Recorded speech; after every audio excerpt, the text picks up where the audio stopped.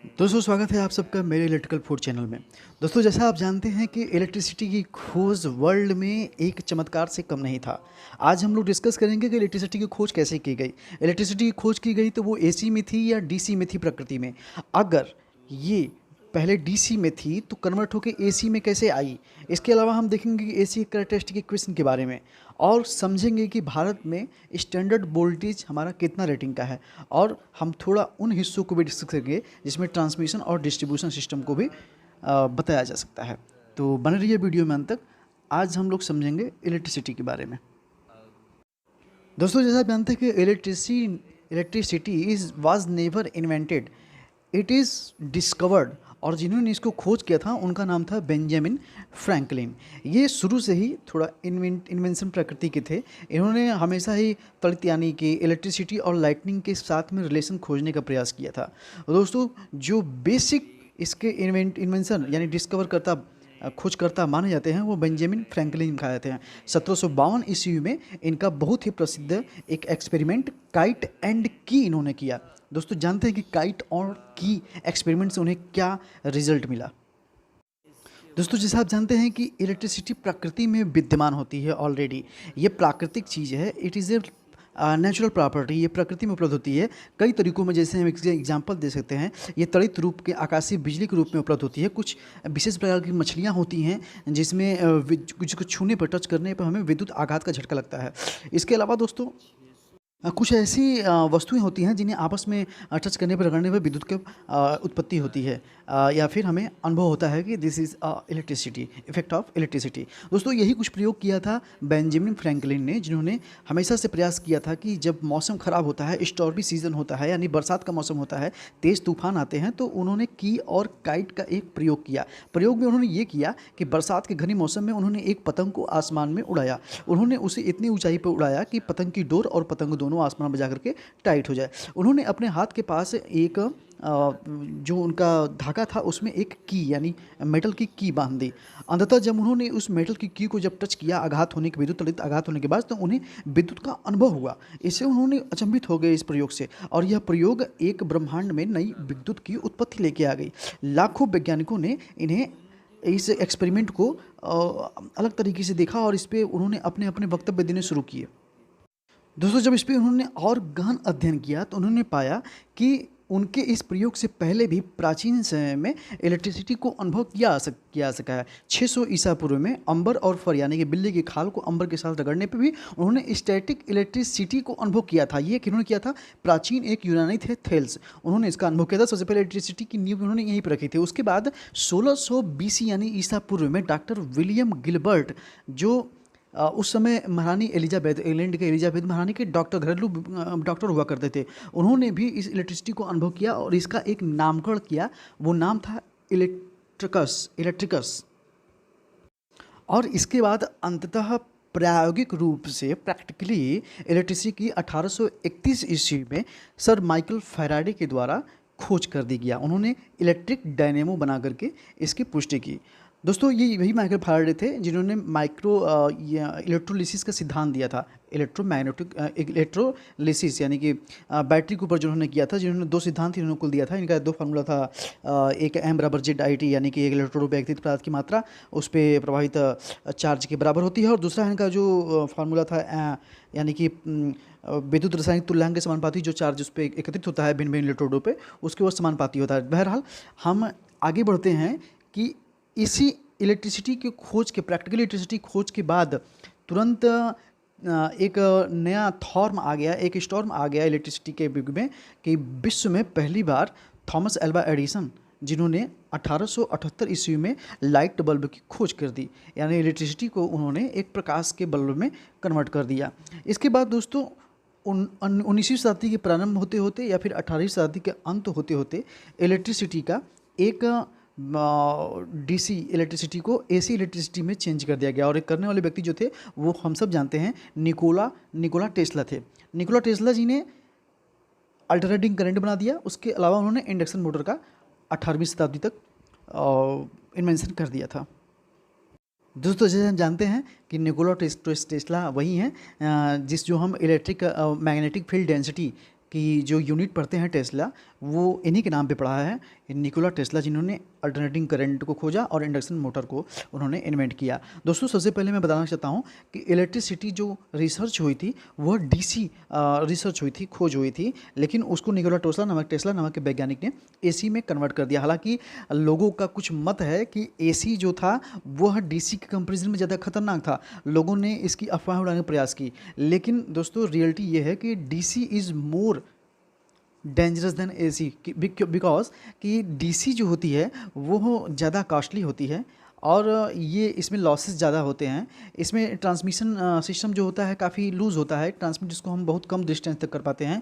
इसके अलावा भी डीसी में काफ़ी खामियां थी। डीसी काफ़ी महंगा होने के कारण आगे चलने पे एसी को लोगों ने आराम से एक्सेप्ट कर लिया। तो इस प्रकार से एसी के प्रति जो एक अल्टरनेटिव करंट के प्रति जो एक गलत धारणा फैलाई गई थी, ये समाप्त हो गई। अल्टरनेटिव करंट के द्वारा कॉस्ट भी स्लो हो गया, उसके अलावा इसमें फॉल्ट और आग लगने वगैरह की समस्या भी पहले डीसी की तुलना में कंपैरिजन में कम हो गई। दोस्तों जैसा आप जानते हैं कि पावर लॉस की समस्या चाहे वो डीसी थी या एसी थी, दोनों में थी, लेकिन एसी में डीसी के अपेक्षा पावर लॉस थोड़ी कम थी। हालांकि जब इसकी वैज्ञानिकों ने रिसर्च किया तो उन्होंने पाया कि अगर वो 100 वोल्ट की सप्लाई सेंडिंग इन से भेजते हैं तो रिसीविंग इन पे उन्हें 10% लॉस होकर के 90 वोल्ट ही मिल रहा था। इसके अलावा इन्होंने जब इसको एक एवेल्यूएट करने का प्रयास किया तो उन्होंने 110 वोल्ट को भेजा तो उन्हें रिसीविंग एंड पे 100 वोल्ट मिला। अतः इन्होंने एक स्टैंडर्डाइजेशन बना लिया कि 110 वोल्टेज भेजने पे उन्हें 100 वोल्ट मिलता है। तो इस प्रकार से उन्होंने 11 का मल्टीप्लाई बना दिया। हालांकि यह मत कुछ लोग वैज्ञानिकों इसे मानने के लिए तैयार भी नहीं है। हालांकि यही बोला जाता है कि जनरेशन वोल्टेज जो 11 के मल्टीपल में होता है उसकी उत्पत्ति यहीं से हुई थी। दोस्तों इसी के आधार पे सबसे पहले नॉर्थ अमेरिका वो देश था जिन्होंने इसे 110 और 120 वोल्ट अपने छोटे अप्लायंस के लिए अपने देश में मान्यता दे दी। उन्हें फ्रीक्वेंसी 60 हर्ट्ज पे की थी। और यूरोपीय दो देश थे, उन्होंने इसी स्टैंडर्ड वोल्टेज को 220 और 240 वोल्ट के बीच में रखा और उन्होंने जो फ्रीक्वेंसी रखी थी वो 50 हर्ट्ज के लिए बीच में रखी थी। हालांकि जो हम जानते हैं कि फ्रीक्वेंसी थोड़ी बढ़ाने पे अप्लायंस के कास्ट भी बढ़ जाते हैं और साइज़ जो होता है वो इन्वर्सली प्रोपोर्शनल टू फ्रीक्वेंसी होता है। जैसा कि फ्रीक्वेंसी अगर हम बढ़ाएंगे तो इक्विपमेंट का साइज़ जो होता है वो डिक्रीज होता है। तो अमेरिका ने इसे 60 हर्ट्ज दिया और यूरोपीय देश, हालांकि भारत ने भी एक से एक्सेप्ट किया और भारत ने भी उस समय 240 230 वोल्ट के 220 टू 40 वोल्ट के बिटवीन में वोल्टेज को रखा और 50 हर्ट्ज को उन्होंने मान्यता दे दी। दोस्तों वोल्टेज के स्टैंडर्डाइजेशन में सबसे महत्वपूर्ण भूमिका निभाई थी जिसने, वो था एक फॉर्म फैक्टर। फॉर्म फैक्टर ये उपयोग में तब आया जब उन्होंने एसी का इन्वेंशन किया। दोस्तों फॉर्म फैक्टर का जो फार्मूला होता है वो आरएमएस और एवरेज के अनुपात के बराबर होता है, यानी वो इफेक्टिव एसी को एवरेज से कंपेयर करता है। दोस्तों जैसा आप फॉर्म फैक्टर का फार्मूला स्क्रीन पर देख भी रहे हैं, अगर हम डीसी या एसी दोनों को केसों को लेते हैं वेव फॉर्म में, तो दोनों वेव फॉर्म का जो मैक्सिमम वोल्टेज वैल्यू आता है वो समान होता है। और जब हम फॉर्म फैक्टर निकालते हैं तो डीसी के केस में देखते हैं तो आरएमएस और एवरेज हमारा दोनों जो होता है वह बराबर होता है, इसलिए हमारा फॉर्म फैक्टर एक आ जाता है, यानी उसमें आरएमएस जो होता है एवरेज के बराबर होता है। वही जब हम एसी के केस में आते हैं, यानी साइन का वेव फॉर्म जब हम देखते हैं तो वहाँ पे हमें फॉर्म फैक्टर 1.11 मिलता है, यानी वहाँ आरएमएस वैल्यू जो होती है वो लगभग 70% मैक्सिमम वोल्टेज की होती है, वहीं एवरेज जो होती है वो 63% मैक्सिमम वोल्टेज की होती है। दोस्तों मैंने यहाँ पर फार्मूला बता दिया है कि कैसे एवरेज और आरएमएस निकालते हैं। आरएमएस के फार्मूला में हम वहाँ पर मैक्सिमम वोल्टेज का होल स्क्वायर करते हैं, टाइम पीरियड को लेते हैं और डिवाइड करते हैं टोटल टाइम पीरियड से। वहीं एवरेज के लिए एरिया बटे टाइम पीरियड करते हैं। तो हाफ साइकिल के लिए हम यहाँ पे जो निकाले हैं साइन वेव का वहाँ पे निकाले हैं, फुल साइकिल के लिए एवरेज वैल्यू की वैल्यू 0 होती है। तो ठीक है दोस्तों, यहाँ हमने क्लियर कर लिया कि फॉर्म फैक्टर जो होता है वो डीसी के केस में 1 होगा, लेकिन एसी के केस में 1.1 होगा। एसी की बहुत सारी साइन वेव, एसी के साइन वेव का कई सारे और बेनिफिट्स थे डीसी के कंपैरिजन में, इसलिए हमने डीसी के कंपैरिजन में हम एसी को ज़्यादा प्रेफरेबल किए। एसी हमारे इंडक्शन ट्रांसफार्मर और भी ऐसे इक्विपमेंट थे जो इंडक्शन इफेक्ट पर काम करते थे, उसके लिए वो सूटेबल था। दोस्तों यहाँ से जो हमारा जो सर्च होकर आया एसी कैरेक्टरिस्टिक इक्वेशन, वो भी बराबर B M sine omega T plus pi, यानी भिन्न भिन्न एंगल पे हमारा वोल्टेज जो था वो अलग अलग वैल्यू देता था। वोल्टेज की वैल्यू पॉजिटिव भी होती थी, नेगेटिव भी होती थी और 0 होती थी। एक फुल टर्न लेने में वह एक बार 3 बार 0 की वैल्यू देता था, एक बार मैक्सिमम पॉजिटिव वैल्यू और एक बार मैक्सिमम नेगेटिव वैल्यू देता था। दोस्तों इस प्रकार से फॉर्म फैक्टर हमारा यहाँ पे इफेक्टिव वोल्टेज को वो एवरेज वैल्यू से जब तुलना किया तो उन्होंने पाया कि आरएमएस का जो एसी का इफेक्टिव वैल्यू था वह आरएमएस के एवरेज के 1.1 टाइम्स हो गया। दोस्तों यहाँ से हमने जब पाया कि एक चीज़ मैं दोस्तों पहले क्लियर कर दूं आपको कि फॉर्म फैक्टर जो यूज होता है, फॉर्म फैक्टर की जो परिकल्पना की गई है वह केवल जनरेशन वोल्टेज के लिए की गई है। तो दोस्तों यहाँ से हम जो धारणा पहले बताए थे आपको कि 100 वोल्टेज की भेजते थे तो वहाँ 90 वोल्टेज मिला था, तो वो एक दूसरा पंथ प्रदाय था जिन्होंने उसको लागू किया था, उसको मान्य किया था। लेकिन एक जब फॉर्म फैक्टर ये प्रचलन में आया तो लोगों ने यहाँ से 1.11 टाइम्स जो वोल्टेज को किया, जनरेशन वोल्टेज को, तो यहाँ से इन्होंने 11 के मल्टीपल में वोल्टेज को डिस्क्राइब किया। दोस्तों यहाँ से हमारा जनरेशन वोल्टेज निकल के आया 11,000 वोल्ट या 11 केबी, ये हमारा हाई वोल्टेज एसी होता था। और इस प्रकार से जनरेशन वोल्टेज एक डिसाइडेड हुआ इंडिया में या फिर वर्ल्ड के इलेक्ट्रिसिटी डिपार्टमेंट में कि जनरेशन वोल्टेज जो होगा वो 11 केबी होगा। इसके अलावा छोटी छोटी कुछ इंडस्ट्री होती हैं जो वहाँ पर 6.6 केबी जनरेशन का भी इंडिविजुअल अपना अपरेटस बना करके वहाँ पे इसको तैयार करती हैं। इसके बाद दोस्तों हम समझेंगे कि इलेक्ट्रिसिटी जब हमारा 11 केबी में जनरेट हो गया तो ये कैसे हमारा घरों तक, घरेलू रेजिडेंशियल सप्लाई के थ्रू आती है, वो कितनी मिलती है, स्टैंडर्डाइजेशन उसका वोल्टेज कितना होता है इंडिया के लिए। दोस्तों 11 केबी की वोल्टेज बनी तो हम वहाँ पर जब इसको ट्रांसमिट करते हैं तो हायर वोल्टेज करके स्टेप अप और स्टेप डाउन ट्रांसफार्मर के माध्यम से हम इसे डिस्ट्रीब्यूशन ट्रांसफार्मर तक लाते हैं, जो स्टेशन के बाद प्रत्येक गाँव में एक ट्रांसफार्मर बैठा होता है, वो डिस्ट्रीब्यूशन ट्रांसफार्मर कहा जाता है। डिस्ट्रीब्यूशन ट्रांसफार्मर तक जो सप्लाई आती है वो 11 केबी होती है और ट्रांसफार्मर कुछ इस तरीके से डिज़ाइन होता है कि वह 11/0.4 किलो वोल्ट का होता है, यानी 11 किलो वोल्ट की सप्लाई को हम 400 वोल्टेज में कन्वर्ट कर सकते हैं। तो ये एक स्टैंडर्डाइजेशन ट्रांसफार्मर था जो 11 केबी की सप्लाई को 400 में कन्वर्ट करता था। दोस्तों आप यहाँ पर देख रहे हैं कि जो 3 फेज हमारा लाइन वोल्टेज हो गया, क्योंकि हमारा स्टैंडर्डाइज वोल्टेज सेकेंडरी का वो 400 था, इसलिए वोल्टेज सेकेंडरी का 400 हो गया, यानी 3 फेज सप्लाई जो हमको लाइन पे मिल रही थी वो 400 वोल्ट में रही थी। हम यहाँ पे जानते हैं कि स्टार या डेल्टा का कनेक्शन जब होता है तो स्टार के केस में जो वोल्टेज होता है वह लाइन वोल्टेज फेज वोल्टेज के बाई में 3 होता है, यानी line voltage equal to √3 phase voltage होता है। तो यहाँ से हम वहाँ का जो 400 लाइन वोल्टेज था हम यहाँ से उसका हम निकाल लेंगे कि फेज वोल्टेज कितना होगा, यानी सिंगल फेज का हम वोल्टेज जब निकालेंगे तो वो हमारा 230, यानी जब √3 से हम इसको डिवाइड करेंगे 400 को और 230 वोल्ट आएगा। दोस्तों यहाँ से हम क्लियर कर लिए कि इंडिया में स्टैंडर्ड जो वोल्टेज है वह सिंगल लाइन के लिए, सिंगल फेज के लिए 230 वोल्ट और यानी थ्री फेज यानी 3 फेज के लिए सप्लाई जो होगी वो 4 वोल्ट होगा। अब दोस्तों हम देखते हैं इंडियन स्टैंडर्ड रूल एक प्रकृति में आया, ये कहीं कहीं 1900 के आसपास 1910 ईस्वी में ये बना हुआ था पहली बार। उसके बाद ये प्रचलन में जब आया तो सेकेंड बार जब इसका करेक्शन किया गया तो 1956 में आईईआर रूल दोबारा आई, इसको हम लोग रीडिफाइन किया और अभी प्रेजेंट में जो हम आईईआर रूल को फॉलो करते हैं वो 2003 में अपडेट हो गए, लेटेस्ट में फॉलो चल रहा है। और दोस्तों उस आईईआर रूल की 54 नंबर हम जब रूल पर जाते हैं तो उन्होंने वहाँ पर डिस्क्राइब किया है कि लो सप्लाई के लिए यानी सिंगल फेज वोल्टेज के लिए 230 वोल्ट के लिए उन्होंने +- 6 वोल्ट का डेविएशन रखा है और जो मोर देन मतलब हायर वोल्टेज हैं, यानी कि एस टी वोल्टेज या एच बी वोल्टेज सप्लाई जो होती हैं उसके लिए उन्होंने +- 9 वोल्ट का डेविएशन रखा है, यानी कि दोस्तों टोटल वोल्टेज का 6% या 9% ये आगे या पीछे वोल्टेज में वेरिएशन हो सकता है। दोस्तों इसके अलावा हम कुछ चीज़ आपको क्लियर करेंगे कि जो प्राइमरी ट्रांसमिशन होती है वो 132 होती है, सेकेंडरी ट्रांसमिशन जो ट्रांसमिट होती है वोल्टेज वो 33 kV होती है, प्राइमरी डिस्ट्रीब्यूशन जो हमारे घरों के ट्रांसफार्मर यानी कि जो गांव में या फिर एक निगम में जो वोल्टेज पे ट्रांसफार्मर पे मेन सप्लाई आती है वो 11 kV होती है, उसे प्राइमरी डिस्ट्रीब्यूशन के थ्रू जाते हैं। और सेकेंडरी डिस्ट्रीब्यूशन यानी कि जो फीडर ट्रांसफार्मर यानी कि होते हुए वहाँ से हमारे घरों तक जो सर्विस मेंस के थ्रू आती है वो 400 वोल्ट होती है, यानी कि 3 फेज होता है और हम वहाँ से सिंगल फेज लेके 230 पे अपने घरों के अप्लायंस को चलाते हैं।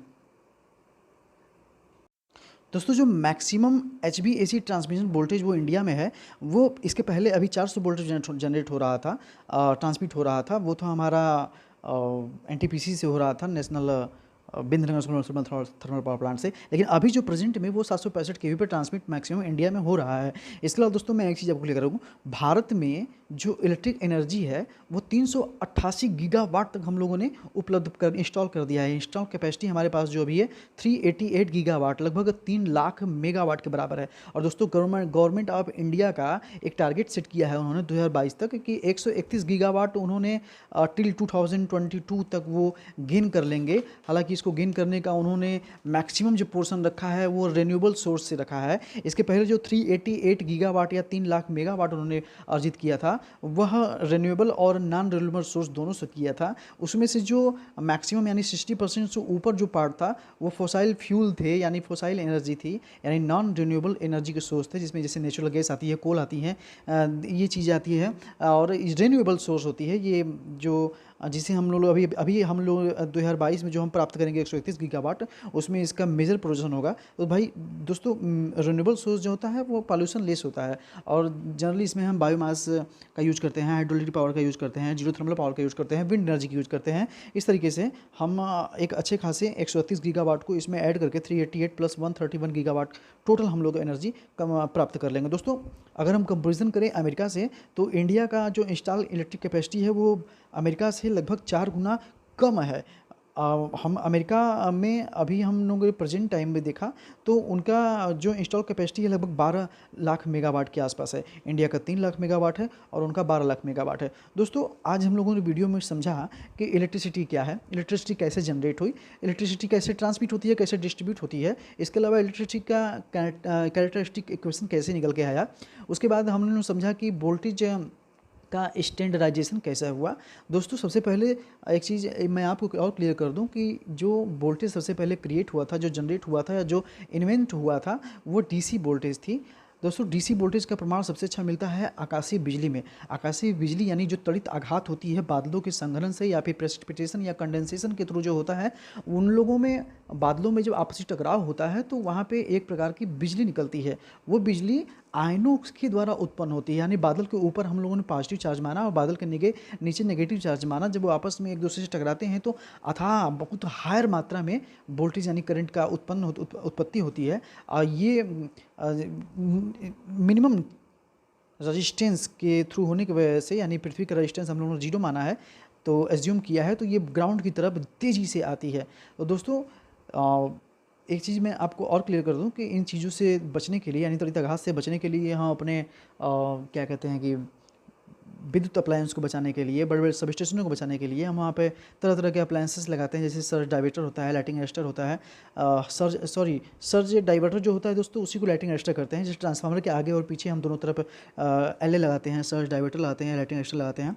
इसके अलावा हम घरों को प्रोटेक्ट करने के लिए सर्ज स्क्रीन लगाते हैं। उसके अलावा और जगह पे इंडस्ट्रियों को बचाने के लिए सर्ज एब्जॉर्बर या सर्ज मॉडिफायर लगाते हैं। तो इस तरीके से हम लाइटिंग से अपने अप्लायंस को, अपने इंडस्ट्रीज़ को या फिर और तरीके के जगह के लोगों को सेव करते हैं।